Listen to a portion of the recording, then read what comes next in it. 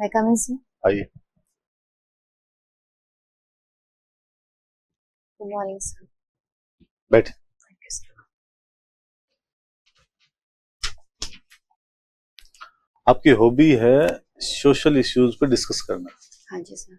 और इन दोनों एक सोशल इश्यू है जिस पे पूरा देश डिस्कस कर रहा हाँ जी सर। है तो उसके बारे में कुछ बताएं। सर आई थिंक आप यूजीसी के बारे में बात कर रहे हैं सर। हाँ जी सर, यूनिफॉर्म सिविल कोड जो कि आर्टिकल 44 में मेंशन है डीपीएसपीज के अंदर sir. Sir uniform civil code का मतलब होता है कि जो भी रिलीजियस कम्युनिटीज हैं, जो भी सोशल कम्युनिटीज हैं, उनके लिए एक सिविल कोड बनाया जाए जिसपे मैरिज, डिवोर्स, इनहेरिटेंस और अडॉप्शन के सिमिलर कोड्स होंगे सभी कम्युनिटीज के साथ। तो सर इससे क्या है कि इंडिया की जो यूनिटी है वो इन्हांस होगी। और अगर किसी सोशल कस्टम के नेम पर या रिलीजियस ट्रेडिशंस के नेम पर किसी भी कम्युनिटी के अंदर महिलाओं के साथ या किसी भी सेक्शन के साथ कोई भी एक्सप्लॉयटेशन हो रही है, उनका हम इससे निदान कर पाएंगे, उनको हटा पाएंगे। एंड सर इससे जेंडर जस्टिस वो स्टैब्लिश होगा, डिस्क्रिमिनेशन इससे खत्म हो जाएगा। तो सर यूसीसी एक पॉजिटिव स्टेप रहेगा इंडिया की डाइवर्सिटी को मेंटेन करने के लिए, और जो डिप्राइव्ड सेक्शंस हैं और जो एक्सप्लॉइटेड सेक्शंस हैं उनको प्रोटेक्ट करने के लिए। आज क्यों जरूरत पड़ रही है इसकी? सर जो हमारे संविधान निर्माता है उन्होंने उसी समय पे इसकी जरूरत फील की थी, परंतु सर उस टाइम पर इंडिया में पॉलिटिकल अवेयरनेस और स्टेबिलिटी का जो रेट है वो बहुत कम था, तो इसलिए हम उस समय पर इसे इम्प्लीमेंट नहीं कर पाए, तो हमने डीपीएसपी में इसे शामिल कर दिया सर। या इसका कारण ये पॉलिटिकल कारण है? सर पॉलिटिकल ऑब्जेक्टिव्स भी तो तभी फुलफिल हो सकते हैं जब सरकार को पब्लिक का सपोर्ट मिले। सरकार को ऐसा लगता है कि पब्लिक अभी इतनी अवेयर हो चुकी है और इतनी अंडरस्टैंडिंग पब्लिक में आ गई है कि सरकार आज उन्हें कुछ समझाना चाहती है, कुछ इम्प्लीमेंट करना चाहती है, तो उनमें एक्सेप्टेबिलिटी क्रिएट हो सकती है सर। कुछ लोगों को इससे आपत्ति भी है। हाँ जी सर। क्या क्या मुख्य आपत्तियां क्या क्या है? सर मुख्य आपत्तियों में तो आर्टिकल 25 है सर, आर्टिकल 26 और आर्टिकल 6। इसको लेकर सर इन्हीं आर्टिकल्स के बेसिस पे लोगों को आपत्ति है सर। नहीं, जो आपत्ति बता रहे हैं वो किस बात को लेकर आपत्ति बता रहे हैं वो पूछना चाह रहा हूँ। हाँ जी सोशल इश्यूज के रेफरेंस में बात करें हम। हाँ जी सर। लोगों को एक तो उनकी जो रिलीजियस फ्रीडम है वो इससे इनहिबिट होगी, ऐसा उनका कंसर्न है। एक जो ट्राइबल एरियाज के लोग हैं उन्हें आर्टिकल 6 के तहत ऐसा लिखा गया हमारे कॉन्स्टिट्यूशन में कि जो रीजनल काउंसिल्स हैं और जो डिस्ट्रिक्ट काउंसिल्स हैं वही उनकी सोशल कस्टम्स को लेकर लॉस बना सकते हैं, परंतु सर यूसीसी के अंडर सेंट्रल गवर्नमेंट ऐसा कर रही है। तो ट्राइबल कम्युनिटीज को ऐसा डर है कि कहीं पे जो उनके सोशल कस्टम्स जो जिनको कंजर्व करके आ रहे हैं वो मॉडर्नाइज नहीं हो जाए, उन्हें ज्यादा सिविलाइज करने के चक्कर में कहीं उनकी जो संस्कृति उन्होंने संभाल के रख रखी है वो ज्यादा डिफॉर्म नहीं हो जाए। और सर कुछ माइनॉरिटीज हैं, उनका ऐसा कहना है कि अगर सरकार ऐसा नॉर्मल सिविल कोड बना देगी तो इससे उनके जो रिस्पेक्टिव रिलीजियस जो प्रिंसिपल्स हैं उनका वायलेशन नहीं होना चाहिए सर। जैसे कि सर अगर हम इस्लाम में देखिए, शरीयत एक्ट 1931 के अंदर minimum age of consent adolescence माना गया है, उसके अंदर कुछ भी लिखा नहीं गया है। और मिनिमम एज ऑफ मैरिज 15 है, और हलाला है, इद्दत है, ऐसे कुछ प्रोविजंस हैं। और अगर हम पारसीज के अंदर देखें तो वहां की महिलाओं के राइट टू प्रॉपर्टी में यह है कि अगर वो किसी नॉन पारसी से शादी कर लेती हैं तो उनका राइट टू प्रॉपर्टी चला जाता है। तो ऐसे कुछ कंसर्न्स हैं। चलिए, अब जब आपने एज की बात की, शादी की एज की बात की, तो अभी जैसे इसको छोड़ देते हैं, इस्लाम को, जनरल अपने एज क्या है महिला की और पुरुष की? सर महिलाओं की 18 है और पुरुष की 21 है। ऐसा क्यों है सर? आमतौर पर अभी ऐसा देखा जाता है भारत के अंदर कि हमारी जो सोसाइटी है, पेट्रियार्कल सोसाइटी है, कंजर्वेटिव सोसाइटी है, महिला एजुकेशन पे इतना ध्यान नहीं दिया जाता है, चाइल्ड मैरिजेस की भी प्रधानता है कुछ क्षेत्रों में।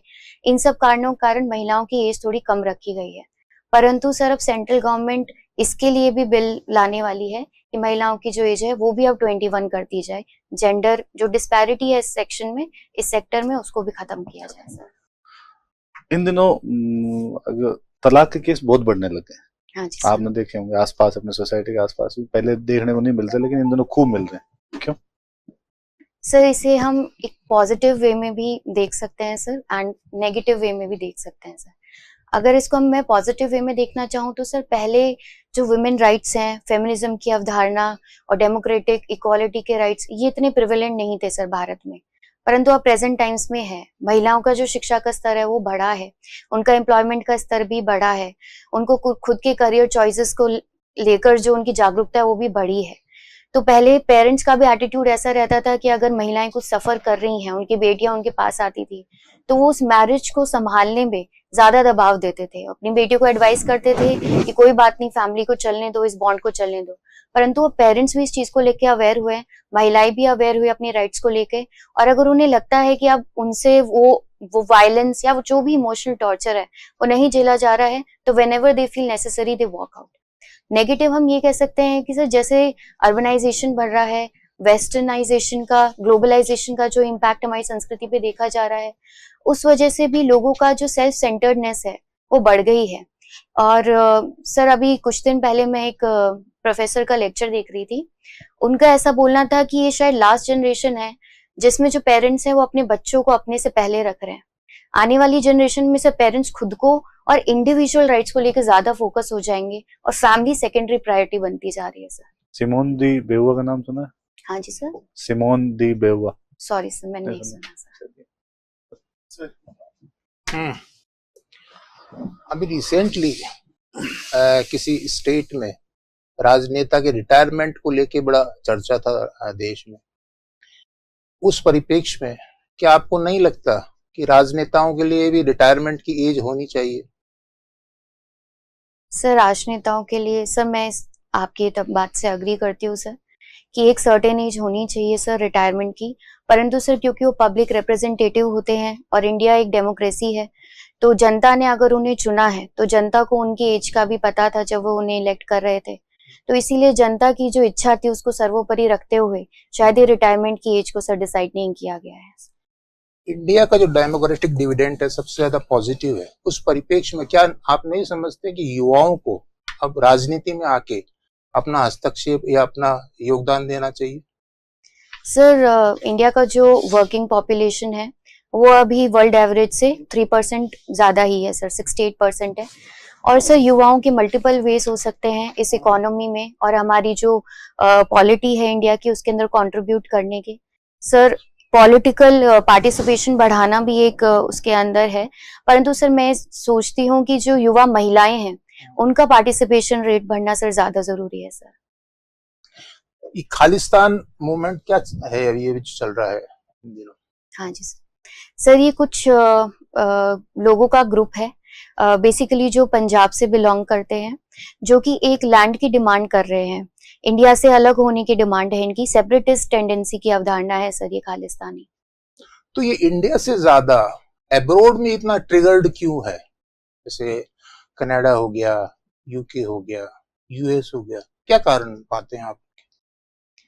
सर ऐसा देखा जाता है कि जो बेसिकली ऑस्ट्रेलिया है, कनाडा है, यहाँ पे जो पंजाबी कल्चर के जो लोग हैं, पंजाब से बिलोंग जो करते हैं, वहां पे वो काफी जाकर रहते हैं, तो वहां पे उनकी पॉपुलेशन अच्छी है। यहाँ पे वो कुछ प्रोटेस्ट करते हैं, रिवोल्ट करते हैं, जैसा अभी कुछ लास्ट मंथ्स में देखा गया था, तो उसको सप्रेस किया जाता है क्योंकि वो इंडिया की सॉवरेनिटी और टेरिटोरियल इंटीग्रिटी के अगेंस्ट होता है। तो पब्लिक ऑर्डर को मेंटेन करने के लिए टाइमली उनको अरेस्ट किया जाता है और जो प्रॉपर केस चलाकर और जो भी इंटेरोगेशन वगैरह होती है वो की जाती है। तो यहाँ टाइम एंड अगेन ये जो है इश्यूज आता रहता है, राइट फ्रॉम इंडिपेंडेंस से ये इशू बर्निंग है। आप वन टाइम सॉल्यूशन क्या देखते हैं इसका?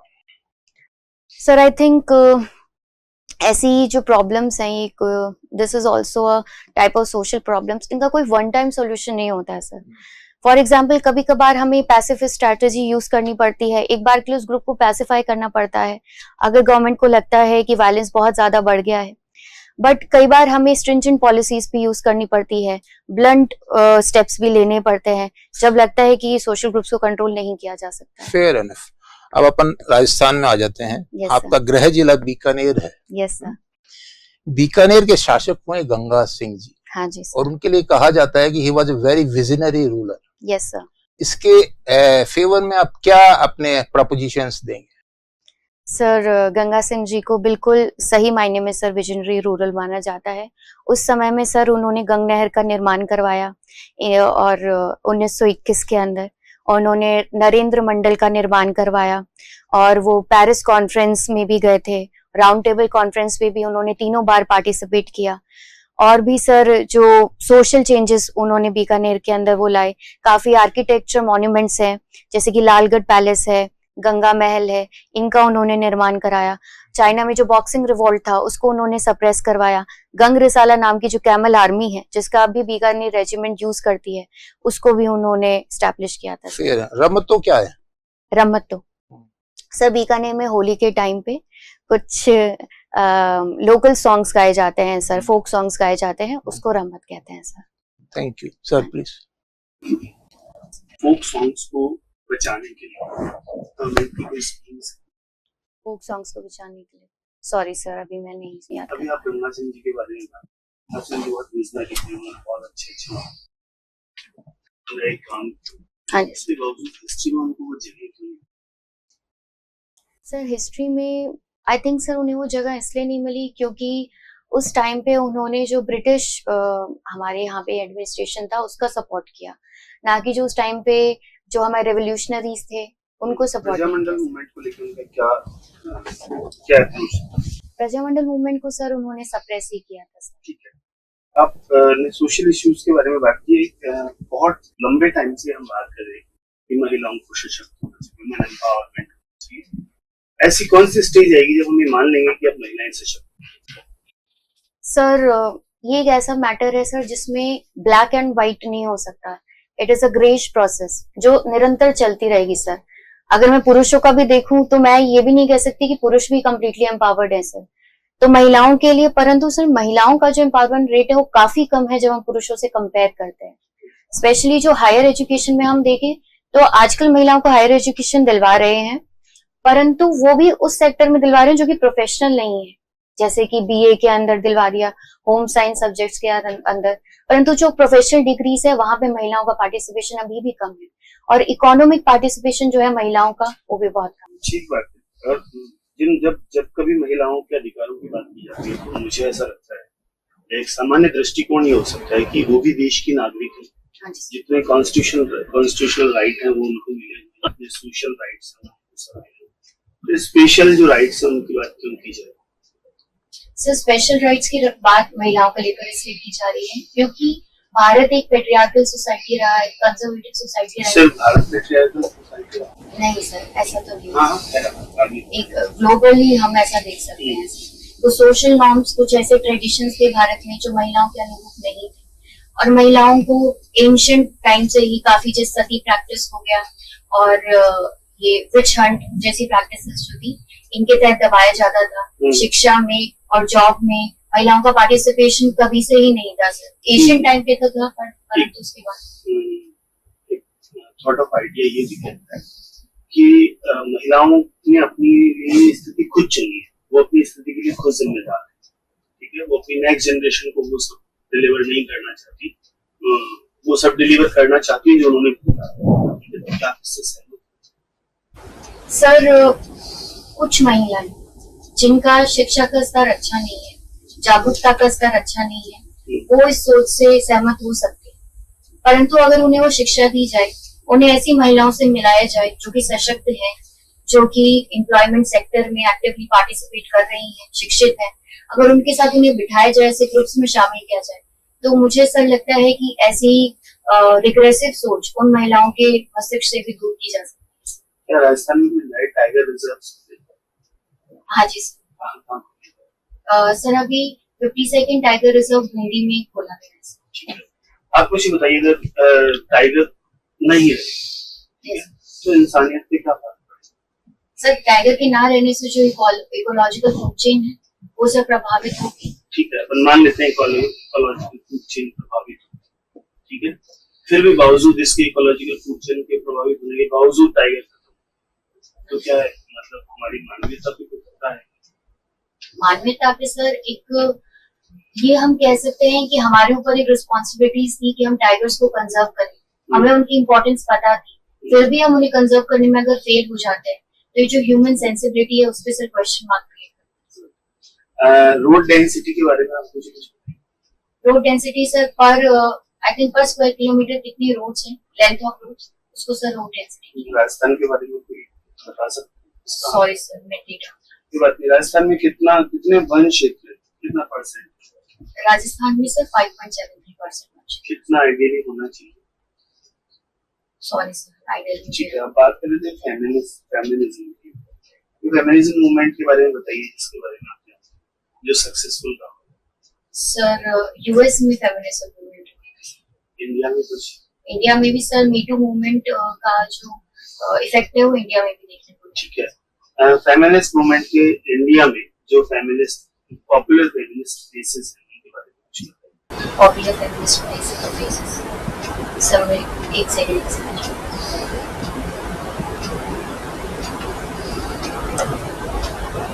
सर अभी तो मैं केवल जो हमारी विमेन राइट्स कमीशन की जो हेड है उनके बारे में सोच पा रही हूँ सर, रेहाना रियाज चिश्ती जी के बारे में। ठीक है, आप मुझे बताइए बावड़ियाँ क्यों बनाई जाती हैं?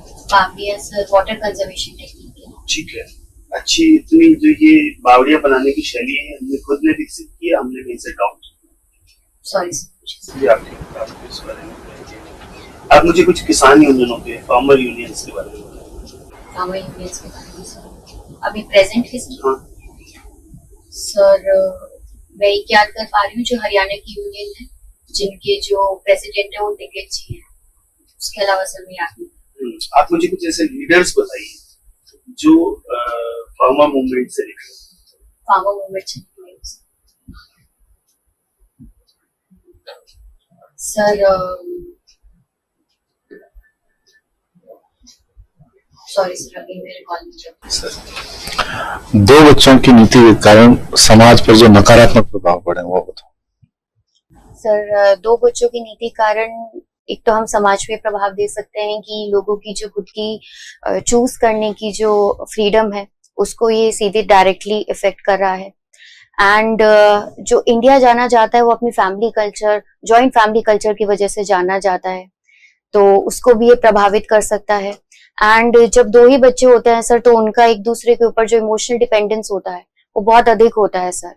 तो इस वजह से अगर फैमिलीज का डिसइंटीग्रेशन भी अगर दो ही बच्चे हैं तो काफी इजी हो जाता है। तो इस प्रकार से सर ये सोशली प्रभावित कर सकता है। Thank you. Thank you sir.